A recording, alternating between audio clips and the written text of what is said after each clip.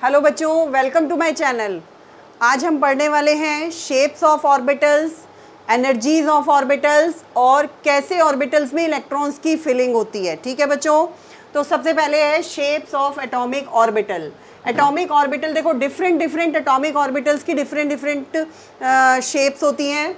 सबसे पहले हम क्या करते हैं, शेप्स के लिए हम बच्चों साई स्क्वायर,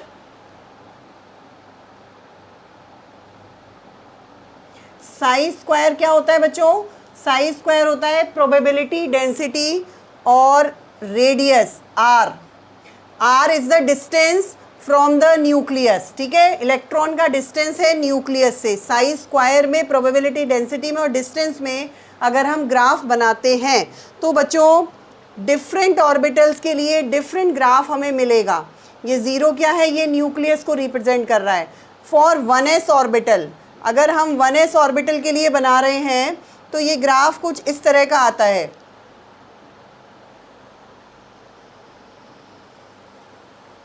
ठीक है, इस ग्राफ को, ये 1s ऑर्बिटल का ग्राफ है।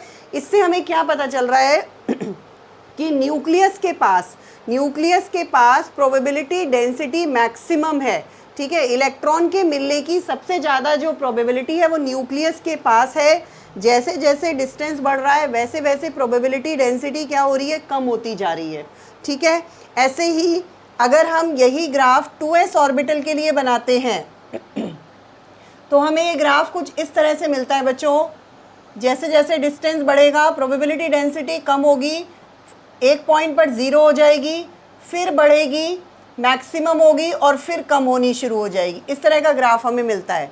ठीक है बच्चों, देखो न्यूक्लियस के पास पहले मैक्सिमम है, फिर डिस्टेंस के साथ कम हो रही है वैल्यू, और यहाँ पर क्या हुआ, बिल्कुल ज़ीरो हो गई है। यहाँ पर ये जो पॉइंट आप देख रहे हो जहाँ पर प्रोबेबिलिटी डेंसिटी की वैल्यू कितनी है, ज़ीरो है।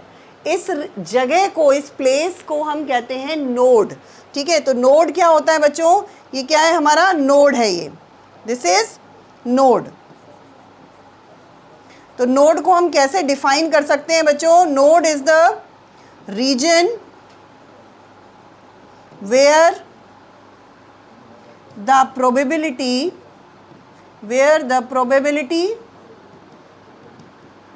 of finding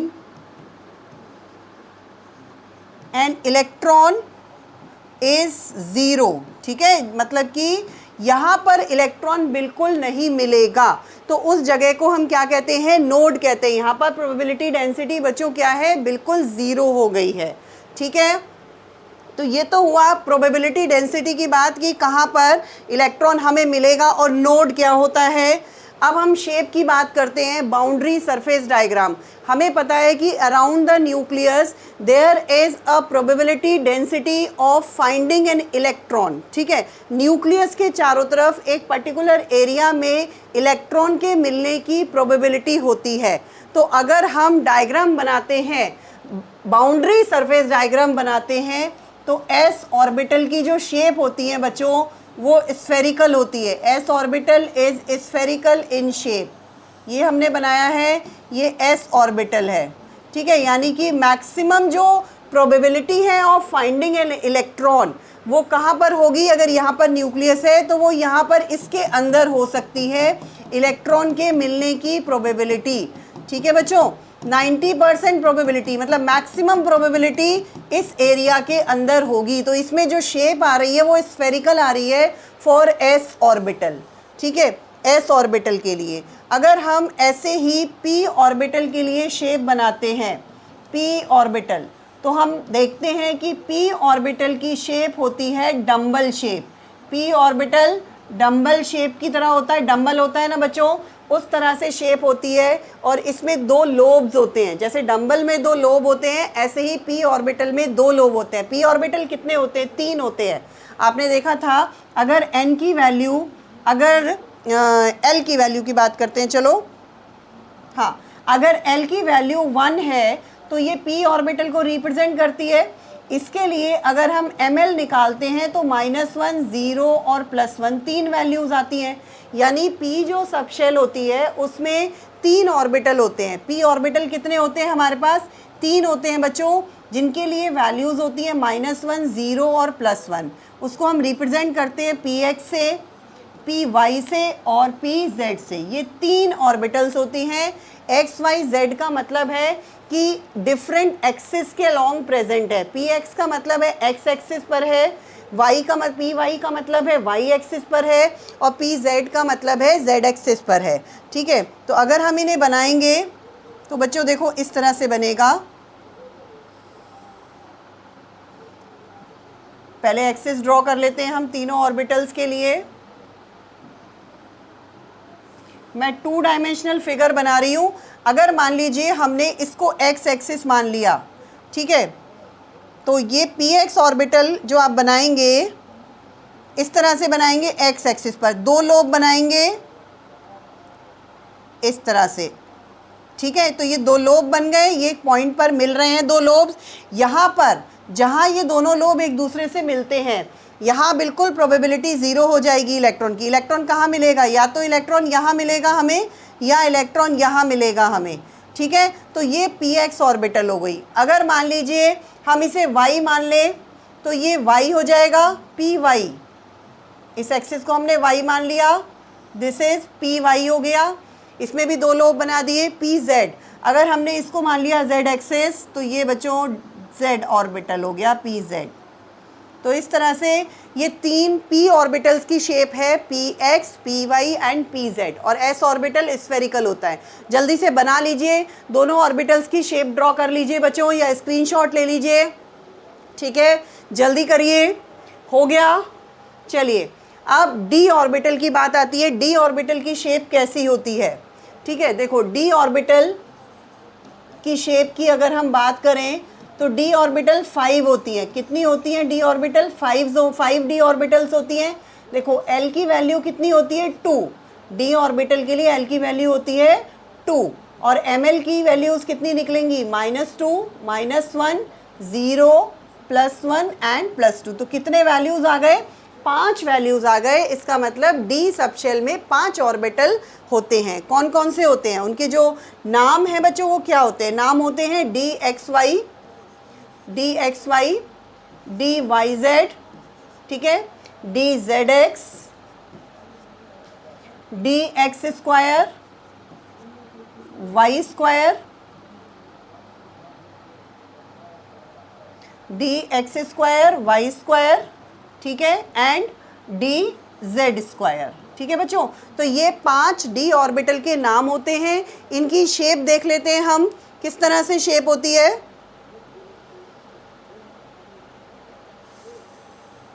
देखो x और y, एक तो इसकी जो शेप होती है वो होती है बच्चों डबल डम्बल। अभी जैसे आपने p ऑर्बिटल का देखा, डबल डम्बल शेप होगी। ठीक है, 2 डम्बल बनाएंगे हम। dxy का मतलब है x और y एक्सिस के बीच में आपको बनाना है। ठीक है, x और y एक्सिस के बीच में। एक एक्सिस को आपने x मान लिया और एक एक्सिस को आपने y मान लिया। ठीक है, मैं 2 डायमेंशनल फिगर बना रही हूँ। ठीक, देखो कैसे बनाओगे। आपने एक डंबल बनाया x एक्सिस के बीच में, x और y के बीच में आप डबल डंबल इस तरीके से बनाएंगे। ठीक है, तो ये x और y एक्सिस के बीच में आपने 2 डंबल बनाए, तो इस ऑर्बिटल का नाम क्या है? dxy। ठीक है बच्चों, अब dyz बनाएंगे हम। dyz हम बनाएंगे y और z एक्सिस के बीच में। हमने क्या किया? ये z मान लिया, ये y मान लिया। ठीक है, अब डबल डंबल बना दीजिए इसी तरीके से y और z एक्सिस के बीच में। एक बना दिया, फिर ये दूसरा बना दिया हमने, तो ये बन गया dyz। ठीक, अब आता है dzx। dzx के लिए पहले एक्सिस बना लेते हैं, z एक्सिस और x एक्सिस। ठीक, अब इसमें हम ड्रॉ करेंगे, 2 डंबल बना दीजिए। तीनों की शेप आप देख रहे हो बच्चों, तीनों की शेप एक जैसी है। डबल डंबल बनेगा इन बिटवीन द एक्सिस।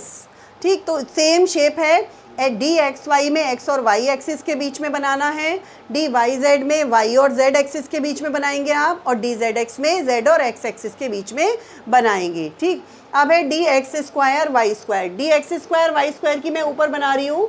ठीक है, शेप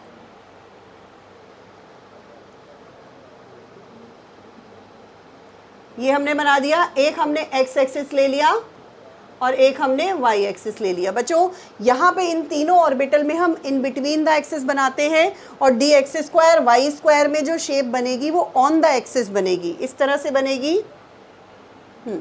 देखो x एक्सिस पर बनाएंगे आप एक तो डंबल और दूसरा डंबल y एक्सिस पे बनाएंगे इस तरह से। तो ये शेप हो गई आपकी D X square Y square के लिए। अब डी जेड स्क्वायर के लिए देख लीजिए, जेड स्क्वायर की जो शेप बनाएंगे आप इस तरह से बनाएंगे, जेड एक्सिस एज्यूम किया,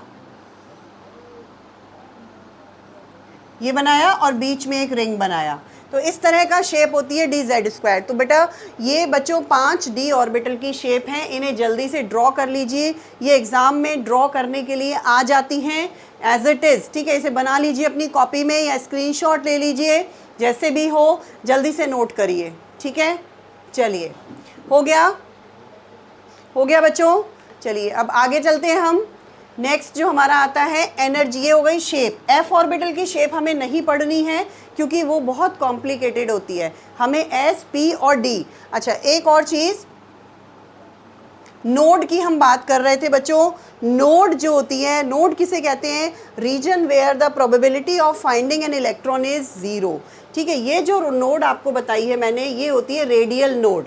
और नंबर ऑफ रेडियल नोड अगर आपको निकालनी है तो उसके लिए आप एक फॉर्मूला भी अप्लाई कर सकते हो, n-l-1, where n is principal quantum number और l हमारी एजीमुथल क्वांटम नंबर है। ठीक है, रेडियल नोड के अलावा एक और नोड भी होती है प्लेन, जो प्लेन खाली होता है उसको कहते हैं एंगुलर नोड। जैसे pz ऑर्बिटल है, pz ऑर्बिटल में अगर इलेक्ट्रॉन प्रेजेंट है तो एक्स वाई जो प्लेन होगा वो आपका खाली होगा, वहाँ पर इलेक्ट्रॉन नहीं होगा, तो उसमें एक नोड आ गई। ठीक है, तो उसे कहते हैं एंगुलर नोड। तो नंबर ऑफ एंगुलर नोड निकालने के लिए जो फॉर्मूला होता है, number of angular node is equal to होता है एल। जो भी एजीमुथल क्वांटम नंबर की वैल्यू होगी वही उतनी ही उसमें एंगुलर नोड्स होंगी। तो ये नंबर ऑफ रेडियल नोड हो गया, ये नंबर ऑफ एंगुलर नोड हो गया। और अगर आपको टोटल नंबर ऑफ नोड्स निकालने हैं तो कैसे निकालोगे? टोटल नंबर ऑफ नोड्स, इनको प्लस कर दोगे आप, n-l-1 प्लस l। हमने ये लिखा, फिर प्लस l लिख दिया, minus l plus l cancel हो गया, ये आपके पास आ गया n-1। तो टोटल नंबर ऑफ नोड्स हम किससे निकाल सकते हैं बच्चों? n-1। यहाँ पर n क्या है? n है प्रिंसिपल क्वांटम नंबर, और l क्या है बच्चों? l है आपका एजीमुथल क्वांटम नंबर। ठीक है, तो इस तरह से आप क्या निकाल सकते हो? नंबर ऑफ नोड्स भी निकाल सकते हो। ठीक, तो ये तो हो गया शेप के बारे में बच्चों। अब आगे चलते हैं। हाँ, एनर्जीज ऑफ ऑर्बिटल। अब एटॉमिक ऑर्बिटल की एनर्जी की बात कर लेते हैं। पहले हाइड्रोजन एटम की अगर हम बात करें तो हाइड्रोजन एटम के केस में जो एनर्जी होती है ऑर्बिटल की, वो केवल प्रिंसिपल क्वांटम नंबर पर डिपेंड करती है। जैसे जैसे प्रिंसिपल क्वांटम नंबर बढ़ता है n की वैल्यू जैसे जैसे बढ़ेगी वैसे वैसे एनर्जी भी ऑर्बिटल की बढ़ेगी, यानी greater the value of n, greater higher will be the energy of the orbital. ठीक है, जैसे देखो S1s है, ये जो आगे वाला नंबर आप देख रहे हो ये होता है प्रिंसिपल क्वांटम नंबर। तो अगर ये 1 है, इसकी एनर्जी सबसे कम हो गई, 1 से ज़्यादा फिर किसकी हो गई? 2s, क्योंकि इसके लिए प्रिंसिपल क्वांटम नंबर बढ़ गया 2। अब 2s और 2p दोनों के लिए प्रिंसिपल क्वांटम नंबर 2 है, तो इन दोनों की एनर्जी क्या होगी? बराबर हो जाएगी। ये जो बच्चों हम पढ़ रहे हैं ये पढ़ रहे हैं केवल हाइड्रोजन एटम के लिए। अब इससे ज़्यादा एनर्जी हो जाएगी 3s की। अब 3s 3p 3d की बराबर हो गई energy, 4s 4p 4d 4f की एनर्जी बराबर हो गई। तो एज द आप देख रहे हो, as the principal quantum number increases energy of the orbital increases. ठीक है, और जिन ऑर्बिटल्स की एनर्जी सेम होती है उन्हें हम एक नाम दे देते हैं बच्चों, डीजेनरेट ऑर्बिटल्स। ठीक है, मैं यहाँ पे लिख देती हूँ ऑर्बिटल्स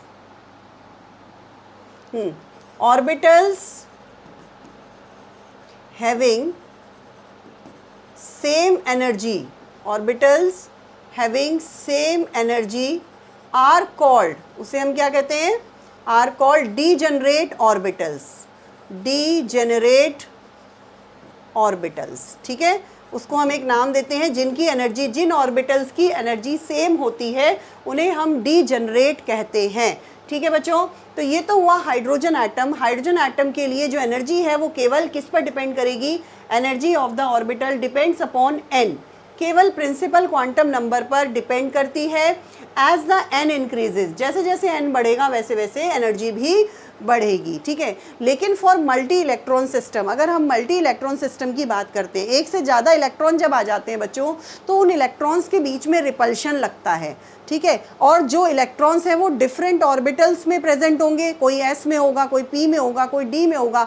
और डिफरेंट ऑर्बिटल्स की अभी आपने पढ़ा डिफरेंट शेप्स होती हैं, है ना। तो डिफरेंट शेप्स के ऑर्बिटल्स में जब इलेक्ट्रॉन प्रेजेंट होता है तो उनके बीच में जो रिपल्शन लगता है वो भी सब जगह एक जैसा नहीं लगता, ठीक है। उसके अकॉर्डिंगली एनर्जी जो होती है, उस रिपल्शन के अकॉर्डिंग ऑर्बिटल की एनर्जी चेंज हो जाएगी, ठीक। तो हम ये कह सकते हैं कि ऑर्बिटल की जो एनर्जी होती है मल्टी इलेक्ट्रॉन सिस्टम के लिए, वो प्रिंसिपल क्वांटम नंबर पे तो डिपेंड करेगी ही करेगी, साथ साथ और किस पे डिपेंड करेगी? एजीमुथल क्वांटम नंबर पर भी, एल की वैल्यू पर भी डिपेंड करती है। तो for multi electron system energy of the orbital depend on n and l, दोनों पे डिपेंड करती है, n एंड l, ठीक है, दोनों पर डिपेंड करेगी बच्चों।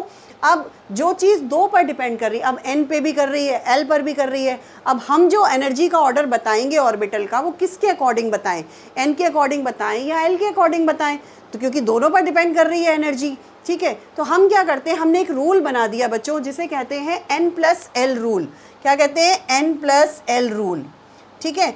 n और l की वैल्यू निकालते हैं हम किसी भी ऑर्बिटल के लिए और उन दोनों वैल्यूज़ को प्लस करते हैं, n+l की वैल्यू निकालते हैं और तब हम एनर्जी का ऑर्डर बनाते हैं। अब रूल क्या है?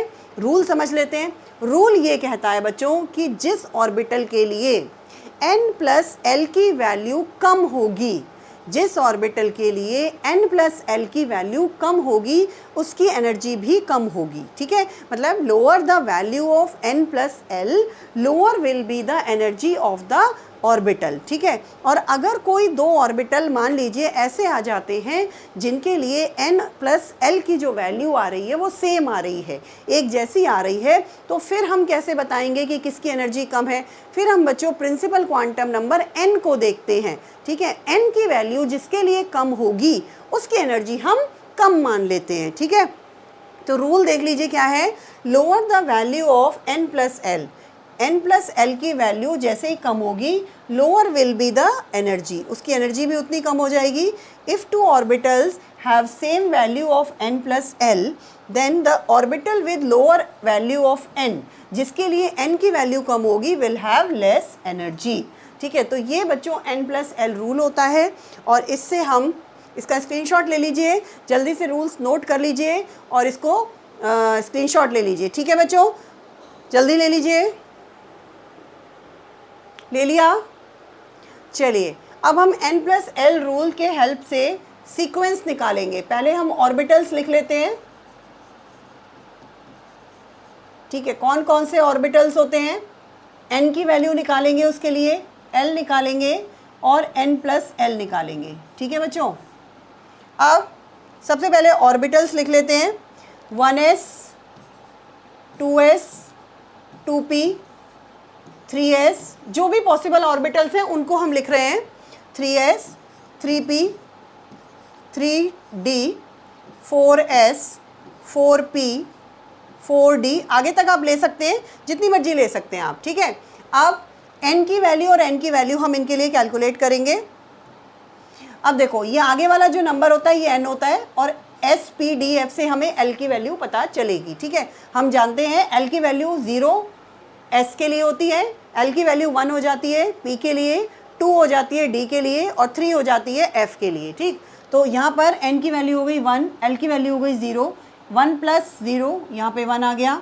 अब 2s ऑर्बिटल के लिए देखो, n की वैल्यू 2 हो गई, s की वैल्यू 0, 2 + 0 2, फिर यहाँ पर n की वैल्यू 2 और l की वैल्यू हो गई 1, 2 + 1 3, 3s, n की वैल्यू 3, l की वैल्यू 0, 3 + 0 3, फिर यहाँ पर लिखा हमने 3, p की वैल्यू हो गई 1, 3 + 1 4, 3d, यानी कि 3 एंड 2, 3 + 2 5, 4s यानी 4 और 0, 4 + 0 4, 4p 4, 1, 4 + 1 5, 4d 4, 2 6। ठीक है बच्चों, तो इस तरह से हम सीक्वेंस निकाल सकते हैं। अब हम देखते हैं एनर्जी का हम इंक्रीजिंग ऑर्डर अब हम लिखेंगे। ठीक है, जिसके लिए n + l की वैल्यू कम है उसकी एनर्जी सबसे कम होगी। n + l की वैल्यू सबसे कम किसकी है बेटा? सबसे कम है बच्चों, सबसे कम है किसकी? 1। तो 1s ऑर्बिटल की एनर्जी सबसे कम हो गई। ठीक, उसके बाद आता है 2, तो 2s ऑर्बिटल आ गया इसके बाद। फिर उसके बाद ये 2 हैं जिनके लिए n + l की वैल्यू सेम आ रही है। अगर 2 ऑर्बिटल के लिए n + l की वैल्यू सेम होती है तब हम किसे देखते हैं? n की वैल्यू जिसकी कम है। तो n की वैल्यू इसके लिए कम है, इसके लिए 2 है, तो 2p की एनर्जी कम होगी। तो इसके बाद हम लिख देते हैं 2p। ठीक है, फिर इसके बाद आ जाएगा हमारा 3s। ठीक है बच्चों, फिर इसके बाद देखो 4 यहाँ भी है और 4 यहाँ भी है, तो n की वैल्यू कम है 3p के लिए, तो इसके बाद ऑर्बिटल आ जाएगा आपका 3p। फिर इसके बाद आ गया 4s। अब यहाँ 5 है, यहाँ भी 5 है, तो n की वैल्यू के अकॉर्डिंग देखेंगे हम, 3d की वैल्यू कम है। और यहाँ पर देखो पहले 3p लिखा हमने, उसके बाद पहले 4s आएगा 3p के बाद, क्योंकि उसके लिए वैल्यू 4 है, तो 4s आ गया। फिर उसके बाद आएगा आपका 3d। ठीक है बच्चों, तो इस तरह से आप पूरा सीक्वेंस निकाल सकते हैं ऑर्बिटल्स की इंक्रीजिंग एनर्जी का। लेकिन जितना मैंने बोर्ड पर लिखा है 1s 2s 2p 3s 3p 4s 3d, इतना सीक्वेंस आपको याद होना चाहिए। इसको आप बार बार n + l रूल से निकालेंगे नहीं, ये आपको याद करना है। ठीक है, मैं यहाँ पर एक बार लिख देती हूँ, इसको नोट कर लीजिएगा। 1s 2s 2p 3s 3p 4s and 3d so on. ठीक है, इस तरह से निकल जाएगा। बट इतना आपको याद होना चाहिए sequence, increasing order of energies of the atomic orbital. 3D तक आप लर्न करेंगे क्योंकि इसी के अकॉर्डिंग आप ऑर्बिटल्स की फिलिंग करेंगे। ठीक है बच्चों, तो आज हमने शेप्स ऑफ एटॉमिक ऑर्बिटल पढ़ा, और क्या पढ़ा हमने? और हमने एनर्जीज ऑफ एटॉमिक ऑर्बिटल पढ़ा। आज इतना ही करेंगे, लास्ट टॉपिक बाद में करेंगे, हम नेक्स्ट वीडियो में करेंगे। इलेक्ट्रॉनिक कॉन्फ़िगरेशन लिखना सीखेंगे, फिलिंग ऑफ ऑर्बिटल्स पढ़ेंगे। ठीक है, share the channel, subscribe the channel. Thank you so much for watching.